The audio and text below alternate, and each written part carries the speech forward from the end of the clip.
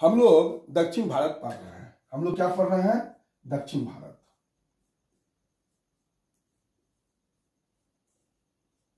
दक्षिण भारत में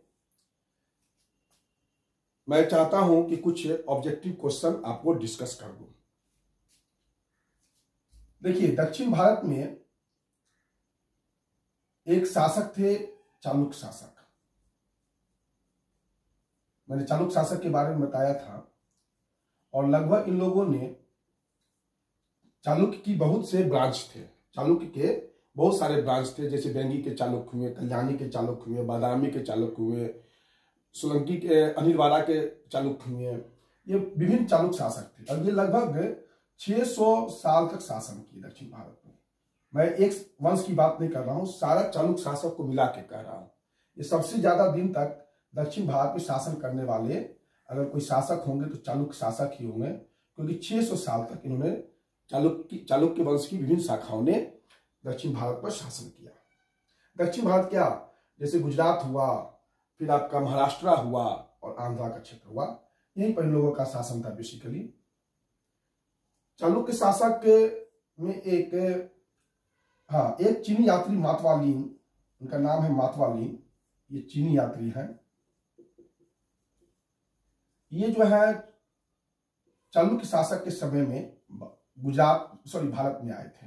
आपसे पूछा जा सकता है कि चीनी यात्री मातवालीन किस वंश के समय में, राजवंश के समय भारत आए थे, तो उसका आंसर होगा मातवालीन। चालुक्य शासक के साथ एक और इंपॉर्टेंट बात जो मैं चाह रहा हूं कि आपको बता दूं, एक गुजरात के लाट शासक, गुजरात में जो लाट चालुक्य थे, गुजरात के चालुक्य को लाट चालुक्य कहा जाता है, लाट चालुक्य कहा जाता है, याद रखिए, ये बात बताया था। उसमें एक शासक थे कुमारपाल। कुमारपाल जो थे वो जैन धर्म को मानते थे। किस धर्म को मानते थे? जैन धर्म को मानते थे। तो जैन धर्म के प्रभाव में आकर गुजरात के लाट शासक ने अपने धर्म राज में अहिंसा का नियम लागू कर दिया और कहा कि पशु वध नहीं होगा। ये शायद मैंने बताया होगा, और नहीं बताया था तो बता दूंगा। तो ये कुमारपाल ने एक काम और किया। उत्तर प्रदेश में जो काशी है, जो वाराणसी है, काशी या वाराणसी, वहां पर अपना एक मंत्रियों का दूत मंडल भेजा और कहा कि यहां भी जो है पशु वध नहीं होना चाहिए। पशु वध जो है पर प्रतिबंध लगा दिया, लगवाने का प्रयत्न किया, मतलब पशु वध नहीं हो। अपने राज्य में तो लगाया ही, और काशी में भी कोशिश किया अपने मंत्रियों को भेजकर कि पशु वध वहां भी लागू हो जाए। तो ये चालुक्य शासक के बारे में कुछ इंपॉर्टेंट चीज है। जैन धर्म से मुझे याद आया कि एक शासक थे, पल्लव शासक महेंद्र वर्मन प्रथम। महेंद्र वर्मन प्रथम पल्लव शासक थे, महेंद्र वर्मन प्रथम पल्लव शासक थे। मैंने बताया था इन्होंने जैन धर्म को संरक्षण प्रदान किया था। जिस धर्म को दिया था संरक्षण, जैन धर्म को दिया था। और एक इंपॉर्टेंट चीज ये कि इन्होंने एक किताब लिखा था, उसका नाम था भगवत दज्जुक। भगवत दज्जुक। और मत विलास प्रहसन तो मैंने बताया ही था, मत विलास प्रहसन। मत विलास प्रहसन में इन्होंने कापालिक धर्म का मजाक उड़ाया है। कापालिक जो शैव संप्रदाय है उसका मजाक उड़ाया है, ये मैंने आपको बताया था।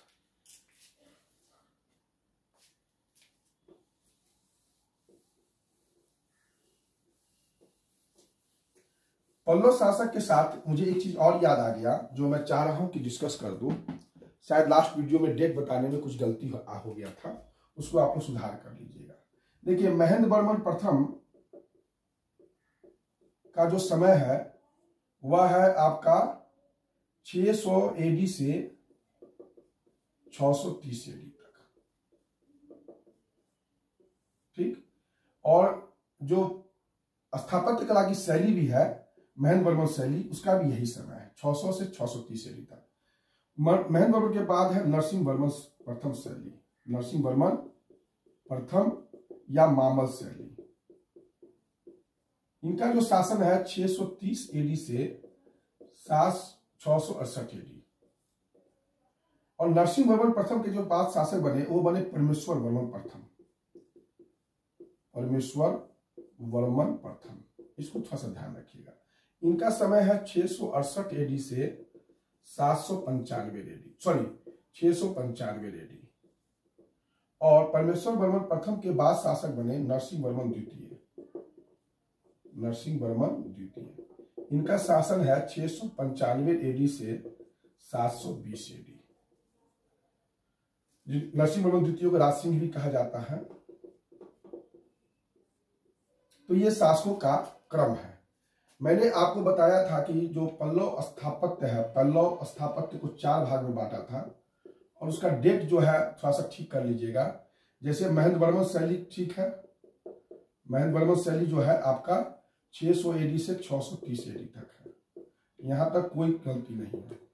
उसके बाद नरसिंह वर्मन प्रथम शैली आएगा, नरसिंह वर्मन प्रथम या महामल शैली, मामल शैली।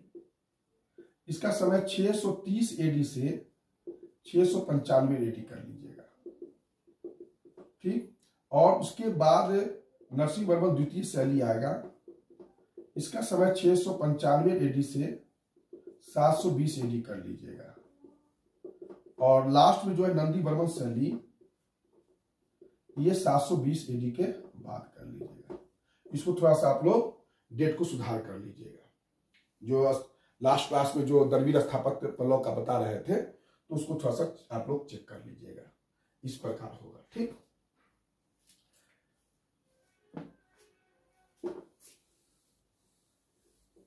नंदी वर्मन शैली में मैंने एक मंदिर का चर्चा किया था, परशुरामेश्वर मंदिर।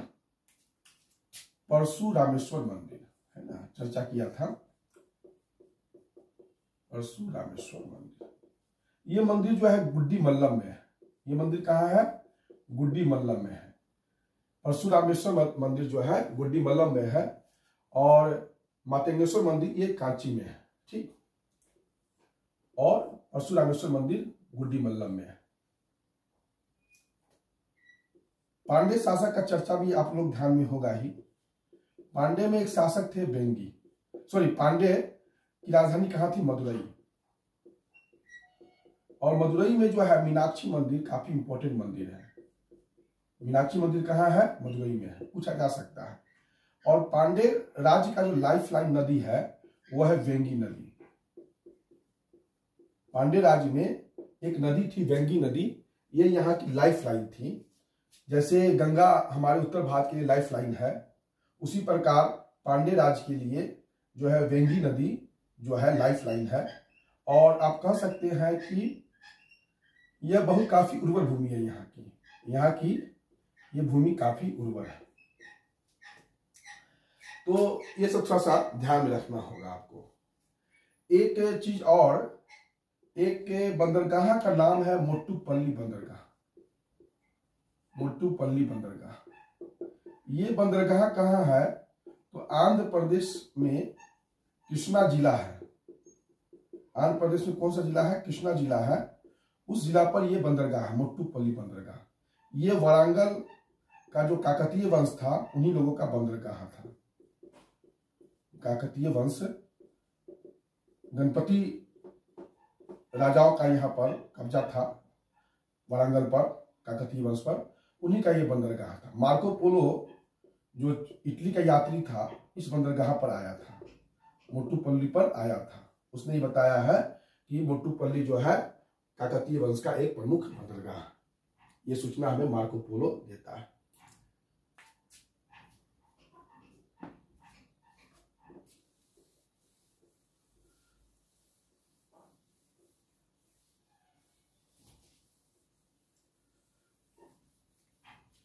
देखिए पल्लव जो स्थापत्य है वो आप कह सकते हैं कि जो बौद्ध का स्थापत्य है उसी स्थापत्य को लेके पल्लव स्थापत्य ने उसका विकास किया था।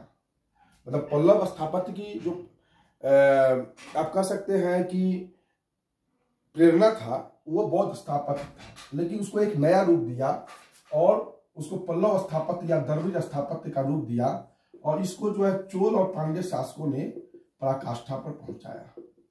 इस चीज को याद रखिएगा। अगर पूछा जा सकता है कि पल्लव स्थापत्य की जो प्रेरणा है वो कहां से है, तो बौद्ध स्थापत्य से ही है। तो मेरे ख्याल से यहां तक आप लोगों को क्लियर हो गया होगा और समझने में कोई चीज दिक्कत नहीं हो रहा होगा।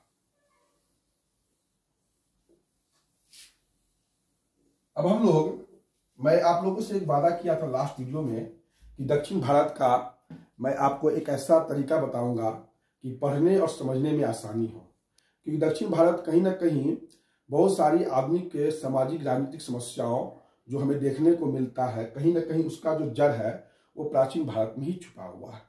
इसलिए मैं चाह रहा हूं कि कुछ चीज आपको दक्षिण भारत के बारे में क्लियर कर दूं। यह topic pre point of view से भी इंपॉर्टेंट है, मेंस के लिए भी इंपॉर्टेंट है, जीएस के लिए भी इंपॉर्टेंट है, ऑप्शनल के लिए भी इंपॉर्टेंट है, इंटरव्यू के लिए भी इंपॉर्टेंट है, निबंध के लिए भी इंपॉर्टेंट है। बस सारे परीक्षाओं के जो भी डिमांड होता है उसके लिए यह काफी आवश्यक है। इस वीडियो को आप लोग समझने का कोशिश कीजिएगा। मैं दक्षिण भारत, प्राचीन भारत का दक्षिण भारत, देखिए दक्षिण भारत का जो समय है वो 750 ईडी तक है ना, 750 ईडी तक। जिस तरह उत्तर भारत में प्राचीन भारत का समय आपको एक तरह से 750 ईडी तक है, उसी तरह दक्षिण भारत में भी 750 ईडी तक ही है। देखिए मैं थोड़ा सा उत्तर भारत और दक्षिण भारत लिख रहा हूं। उत्तर भारत में जैसे सबसे पहले क्या आता है, पूरा पाषाण काल। दक्षिण भारत में पूरा पाषाण काल है। मध्य पाषाण काल, दक्षिण भारत में भी मध्य पाषाण काल है। अब आएगा नव पाषाण काल। तो उत्तर भारत में जो नव पाषाण काल है वह शुरू होता है 6000 बीसी से और 3000 बीसी तक चलता है, ठीक। लेकिन दक्षिण भारत में नव पाषाण काल शुरू होता है 2400 बीसी से 1000 बीसी तक। उत्तर भारत में नव पाषाण काल के बाद ताम्रपाषाण काल शुरू होता है। नव पाषाण काल के बाद ताम्रपाषाण काल शुरू होता है, लेकिन दक्षिण भारत में नव पाषाण काल के बाद महापाषाण काल शुरू होता है। मतलब यहां से अंतर शुरू हो जाता है 1000 बीसी से 200 बीसी। मेरे ख्याल से यहां तक आपको समझने में कोई दिक्कत नहीं होगा, है ना। अब हम लोग चले आते हैं दक्षिण भारत पर, क्योंकि उत्तर भारत का प्राचीन भारत का इतिहास हम समाप्त कर चुके हैं। 750 क्या हम 1200 तक पढ़ा चुके हैं, लेकिन दक्षिण भारत का इतिहास हम 750 तक पढ़ाए हैं। लेकिन आज हम आपको 750 इतिहास तक का एक सूक्ष्म अवलोकन करा रहे हैं। देखिए दक्षिण भारत, प्राचीन भारत। दक्षिण भारत में नवपाषाण काल 2400 बीसी से 100 BC, sorry 200 BC, 1000 BC, sorry 2400 BC से 1000 बीसी। उसके बाद आ गया महापाषाण काल 1000 बीसी से 200 बीसी। और 200 बीसी के बाद दक्षिण भारत में प्रथम ऐतिहासिक काल की शुरुआत होती है। प्रथम ऐतिहासिक काल की शुरुआत होती है 200 बीसी से, ये चलता है 300 एडी। और दक्षिण भारत में द्वितीय ऐतिहासिक काल की शुरुआत ये होता है 300 एडी से 700 एडी तक। बात को समझिए, दक्षिण भारत में प्राचीन भारत, नवपाषाण काल, महापाषाण काल, यहां तक कोई दिक्कत नहीं है। दक्षिण भारत में जैसे ही महापाषाण काल समाप्त होता है, प्रथम ऐतिहासिक काल की शुरुआत होती है, जो 200 बीसी से लेकर 300 एडी तक है। और दूसरा ऐतिहासिक काल 300 एडी से 700 एडी है। मैंने कल बताया, एक वीडियो में बताया था कि ऐतिहासिक काल की कुछ शर्तें हैं, जैसे लिखने की कला का आविष्कार, ये सब मैंने आपको बताया था। लोहा का प्रयोग खेती में, राज्य और समाज का गठन, ये सब मैं बता चुका हूं। मैं यहां पर कोई रिपीट नहीं करूंगा फिर से। लेकिन मैं एक चीज और बता रहा हूं। अब थोड़ा सा प्रथम ऐतिहासिक काल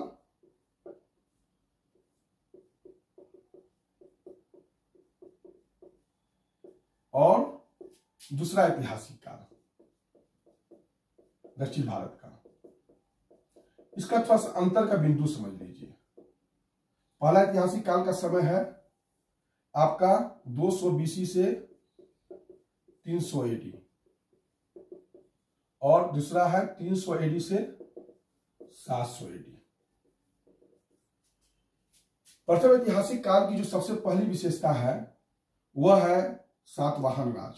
याद होगा सातवाहन राज, है ना। सातवाहन राज्य के बाद यहां पर 3 संगम राज्य थे, 3 संगम राज्य थे, कोई दिक्कत नहीं है। प्रथम ऐतिहासिक काल में द्रविड़ संस्कृति थी। आर्य संस्कृति अभी पूर्णतः जो है इस क्षेत्र में आप कह सकते हैं कि पूर्णतः आर्यीकरण नहीं हुआ था, लेकिन आर्यीकरण शुरुआत हो चुका था। द्रविड़ संस्कृति के साथ साथ यहां पर जिस भाषा का प्रयोग होता था वो प्राकृत भाषा का प्रयोग होता था। 300 AD तक प्राकृत भाषा का ही प्रयोग होता था दक्षिण भारत में। विदेशी व्यापार, आपको मैंने बताया था कि सातवाहन का विदेशी व्यापार, चोल चेर पांडे का विदेशी व्यापार काफी था। पांडे शासक अगस्टस ने पांडे शासक ने नेडुंजलियन ने रोमन सम्राट अगस्टस के दरबार में दूध भेजा था। इस समय बताया था। विदेशी व्यापार तो था, तो शिल्प था, काफी डेवलप होगा, सिक्का था और नगर, ये सारा विशेषता हमको देखने को मिलता है। और लगभग सारा चीज 300 AD में ये समाप्त हो जाता है। क्यों? क्योंकि विदेशी व्यापार जैसे ही समाप्त होता है, शिल्प भी समाप्त हो जाता है, सिक्का भी समाप्त हो जाता है, नगर भी समाप्त हो जाता है। और आज जो है, अब कह सकते हैं कि दक्षिण भारत में दूसरी ऐतिहासिक संस्कृति में आर्य संस्कृति काफी प्रभावी हो जाता है। आर्य संस्कृति काफी प्रभावित हो जाता है। जो भी आर्य संस्कृति की विशेषता है वह अब यहां पर आ जाता है। अब चूंकि विदेशी व्यापार ये सब खत्म हो गया, अब थोड़ा सा सातवाहन राज्य के बारे में देखिए। सातवाहन राज्य जो है वो उसका 2 क्षेत्र पर शासन था, आंध्र क्षेत्र पर शासन था और महाराष्ट्र पर शासन था, है ना। तो जो महाराष्ट्र पर शासन था वो क्षेत्र था वाकाटक का। सातवाहन के बाद कौन आए? वाकाटक आए महाराष्ट्र में। लेकिन वाकाटक जो थे दक्षिण भारत में कम, दक्षिण भारत की शक्ति नहीं थे। दक्षिण भारत में तो थे वो भौगोलिक दृष्टिकोण से, लेकिन उनका झुकाव उत्तर भारत की तरफ था। ये ब्राह्मण धर्म को ही मानते थे और प्लस इनका शादी विवाह भी जो उत्तर भारत के राजाओं के साथ हुआ। जैसे गुप्त शासक चंद्रगुप्त विक्रमादित्य की बेटी प्रभावती का शादी वाकाटक शासक से हुआ, रुद्रसेन द्वितीय से हुआ। और बाद में वाकाटक शासकों ने गुजरात जीता। इनकी मदद से गुप्त शासकों ने, वाकाटक की मदद से गुप्त शासकों ने गुजरात जीता। कहने का अर्थ कि महाराष्ट्र में कि जो वाकाटक थे वो उत्तर भारत की एक शक्ति थे। अब आंध्र क्षेत्र में आइएगा तो आंध्र क्षेत्र में इक्ष्वाकु आ गए। आंध्र क्षेत्र में कौन आ गए? इक्ष्वाकु आ गए सातवाहन की जगह पर।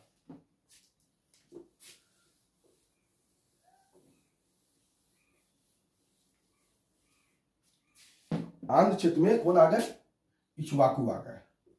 आंध्र क्षेत्र जब भी मैं बोलूं उसका अर्थ हुआ दक्षिणी आंध्र प्रदेश और उत्तरी तमिलनाडु। ये जो थे स्थानीय जनजाति थे, लेकिन ये भी जो है अपना संबंध इक्ष्वाकु नामक वंश से जोड़ लिया, जो एक ब्राह्मण प्रतिष्ठा का वंश था, और इन्होंने अपने आप को ब्राह्मण घोषित कर दिया। और इसी इक्ष्वाकु की जगह पर पल्लव आ गए। देखिए, पल्लव के साथ है कि किसी किसी किताब में मिलता है कि डायरेक्ट जो सातवाहनों के ही सामंत थे और बाद में सातवाहनों से उन्होंने अपने आप को मुक्ति घोषित कर दिया। लेकिन यहां पर कोई ज्यादा कंफ्यूज होने की जरूरत नहीं है। हो सकता है कि इक्ष्वाकु और पल्लव साथ साथ एक शक्तिशाली हो और बाद में पल्लव ने इक्ष्वाकु को भी भगा दिया हो, सातवाहनों को भी भगा दिया। बहुत कुछ यही था। इधर जो है महाराष्ट्र के क्षेत्र में वाकाटक जब हटे तो उनका जगह ले लिया बादामी का चालुक्य। बादामी का चालुक्य ले लिया, ठीक। और ये लोग लगभग जो है बादामी के चालुक्य के बाद कौन आ गए? इनका शासन 575 मतलब लगभग मानते हैं तो 775 तक था, सॉरी 750 तक था। और उसके बाद बादामी के चालुक्य के बाद महाराष्ट्र क्षेत्र में आ गए राष्ट्रकूट,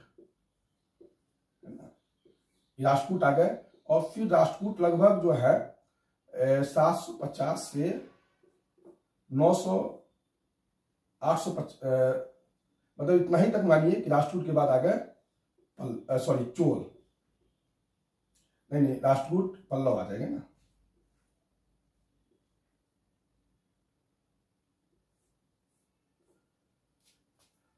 बादामी के चालुक्य कहलाया राष्ट्रकूट, ठीक। और राष्ट्रकूट ने इस यहां पर अधिकार किया। फिर आ जाएंगे कल्याणी के चालुक्य, राष्ट्रकूट को हटा के कल्याणी के चालुक्य आ जाएंगे, और कल्याणी के चालुक्य को हटा के यादव आ जाएंगे, होयसल आ जाएंगे। क्लियर। उत्तर महाराष्ट्र की जो राजनीति है, महाराष्ट्र या कर्नाटक का जो क्षेत्रीय राज्य है उसके बारे में ये है। अब इधर पल्लव आ जाएंगे। पल्लव का अर्थ होता है लता। पल्लव का क्या अर्थ होता है? लता होता है। इसको टुंडई भी कहा जाता है। टुंडई का अर्थ नाडु होता है। ये एक तमिल वर्ड है जिसका संस्कृत तमिल का अर्थ लता होता है, टुंडई का अर्थ। और चूंकि इस क्षेत्र को टुंडई नाडु भी कहा जाता है, लता का भूमि, लता की भूमि। जो पल्लव का जो क्षेत्र है दक्षिणी आंध्र प्रदेश और उत्तरी तमिलनाडु को। और इस पल्लव का एक अर्थ लुटेरा भी होता है। पल्लव का एक अर्थ लुटेरा भी होता है। तो कहने का मेरा अर्थ है कि पल्लव ने यहां पर अपना साम्राज्य स्थापित कर लिया और 575 एडी से लगभग आप मान सकते हैं कि इनका स्थान जो है 850 एडी में चोल लेते हैं। पल्लव का स्थान को लेते हैं, चोल लेते हैं। इसी पल्लव को हरा के मयूर शर्मन कोंकण क्षेत्र में जो है अपना कदम वंश का स्थापना करता है। और इसी पांड्य के साथ जो है एक सीमा लगा हुआ है आपका पश्चिमी गंग वंश का। इस समय मैंने चर्चा किया है, फिर भी यहां पर थोड़ा सा मैं आपको बता देता हूं किस तरीके से इनका राजनीतिक डेवलपमेंट हो रहा है। मेरे ख्याल से राजनीतिक डेवलपमेंट को आपको समझने में दिक्कत नहीं हो रहा। ये जो मयूर शर्मन थे, ये पल्लव की राजधानी कांची में जो वैदिक शिक्षा का केंद्र था वहीं से पढ़े थे, लेकिन बाद में अपमानित होकर वहां से उनको भगा दिया गया। तो इन्होंने अपना एक राजहीक कदम राजवंश स्थापित कर लिया। इन्होंने भी 18 अश्वमेध याग किया था। इन्होंने भी 18 अश्वमेध याग किया था। इस पल्लव और चालुक्य में जो लड़ाई होता था वो कृष्णा और तुंगभद्रा द्वाब नदी को लेकर होता था। तुंगभद्रा द्वाब नदी को लेकर होता था। वही मध्यकालीन भारत में आइएगा तो कृष्णा तुंगभद्रा के लिए विजयनगर और बहमनी लड़ेंगे। इसकी पृष्ठभूमि यहीं पर तैयार हो गई है। मेरे ख्याल से राजनीतिक डेवलपमेंट आपको समझ में आ गया होगा। लेकिन जो मैं कहना चाहता हूं वह कि दूसरा चीज जो ये तो सेकेंड फेज में राजनीतिक डेवलपमेंट हुआ। दूसरा इंपॉर्टेंट चीज है कि भूमि दान काफी बढ़ा और मंदिर और ब्राह्मण को काफी मात्रा में भूमि दान मिला। ठीक। वैदिक धर्म की प्रतिष्ठा बढ़ गई। वैदिक धर्म की प्रतिष्ठा बढ़ी तो यज्ञ काफी होने लगा। पंडित को काफी दक्षिणा मिलने लगा। मंदिर के पास कहा जाता है कि 60% खेती लायक भूमि उसके प्रबंधन में था। पुरोहितों ने, चूंकि राज्य जो है काफी कर का डिमांड कर रहा था और ये कर कौन देते? तो किसान। तो कृषि क्षेत्र का विस्तार तो हुआ लेकिन किसानों की स्थिति में कोई सुधार नहीं हुआ।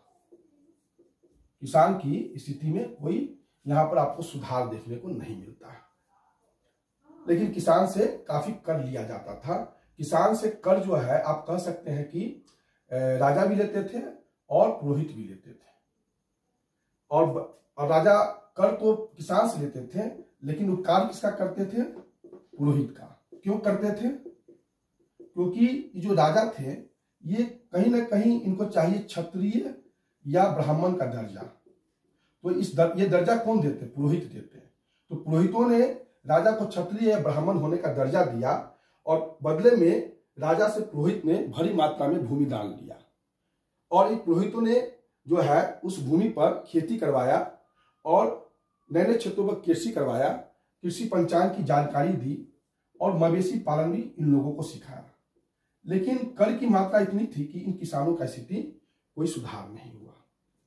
दक्षिण भारत में एक चीज और देखने को मिलता है कि जो अधिकांश राजा थे वो ब्राह्मण अपने आप को साबित करने के चक्कर में लगे रहते थे और शिव का मूर्ति या विष्णु का मूर्ति, ये सब मूर्ति बनवाते थे। तो ये मूर्ति जो बनते थे तो मंदिर भी बना और मूर्ति भी खूब बनता था।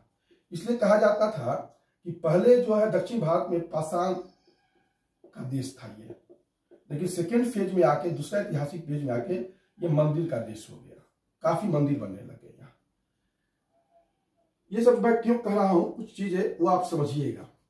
पाषाण का देश अर्थ हुआ जो वहां महापाषाण कालीन की संस्कृति थी, जो देखने को हमको मिलता है, बड़े बड़े पत्थर और उसमें कब्र।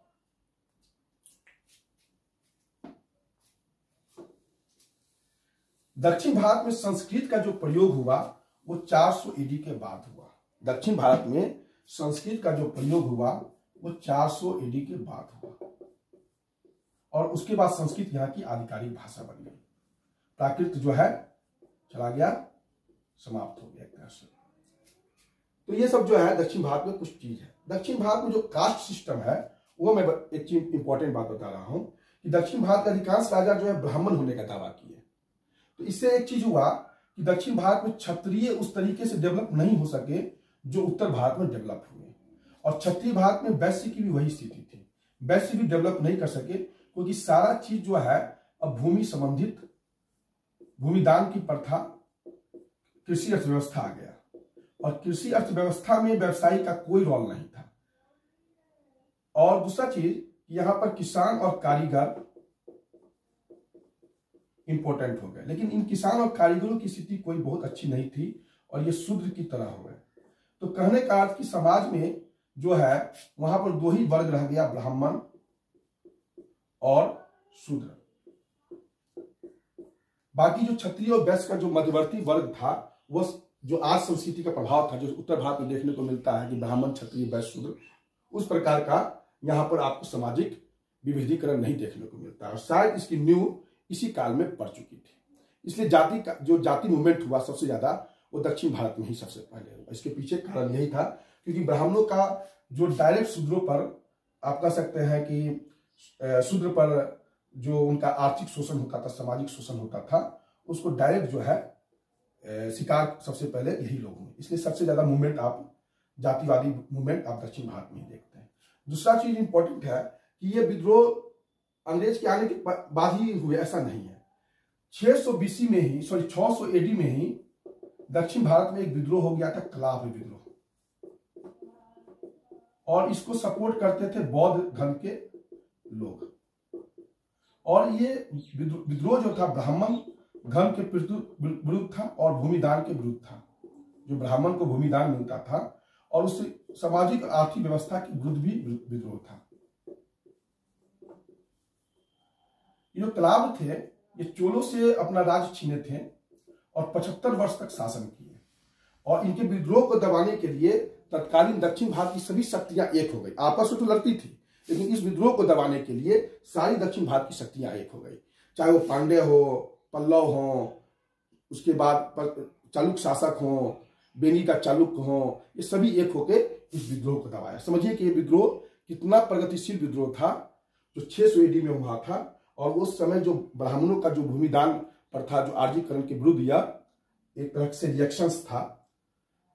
तो मैं यही सब बात आपको कहना चाह रहा था और ये वीडियो एक तरह से समाप्त हुआ। अब हम लोग जो चोल वंश है उसके बारे में पढ़ेंगे, जो एक तरह से तकनीकी रूप से इतिहास में पूर्व मध्यकालीन भारत का टॉपिक है। प्राचीन भारत का, दक्षिण भारत का इतिहास आपका समाप्त हो गया। धन्यवाद।